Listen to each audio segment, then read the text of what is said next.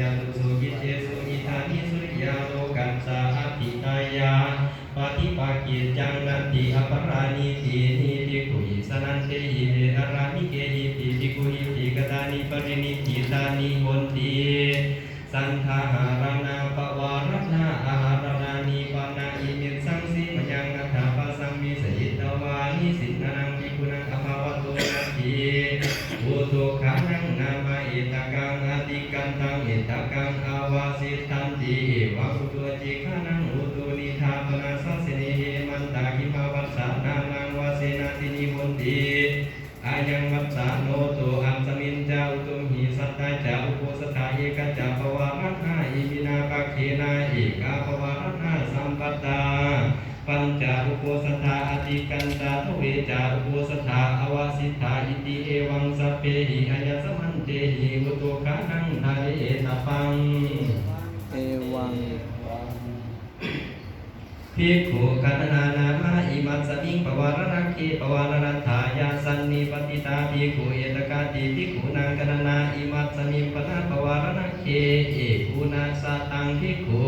สันนิปติตาหนติอิติเอวังสัพเพหิอายสมันเตหิภิกขุกัตนาปีทะเตตัพพังภิกขุนีนะโมวาโตปนะอิธานิตาสังนัตติตายานัตติอิติสารโนกาสานังปุภากิจจานังภกัตตานิเก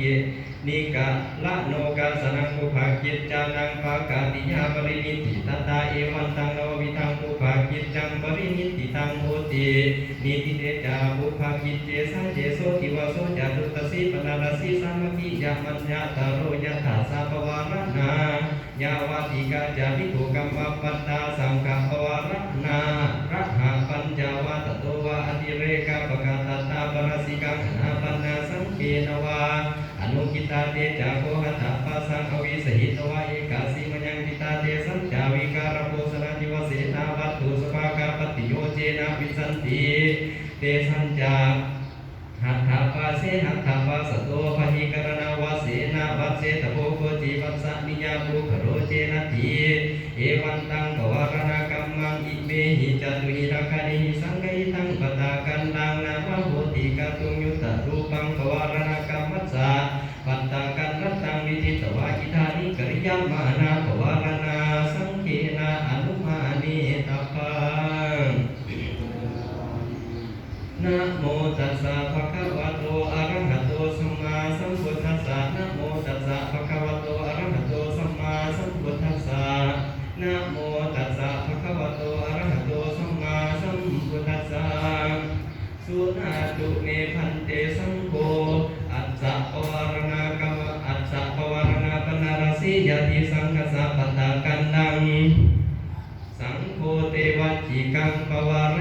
ยาทุติยัมปีสุนาตุเมพันเตสังโฆอัสสะปวารณาปนาราสียติสังฆสะปตากันดังสังโฆเทวจิกังปวารยาตติยัมปีสุนาตุเมพันเตสังโฆอัสสะปวารณาปนาราสียติสังฆสะปตากันดังสังโฆเทวจิกังปวาร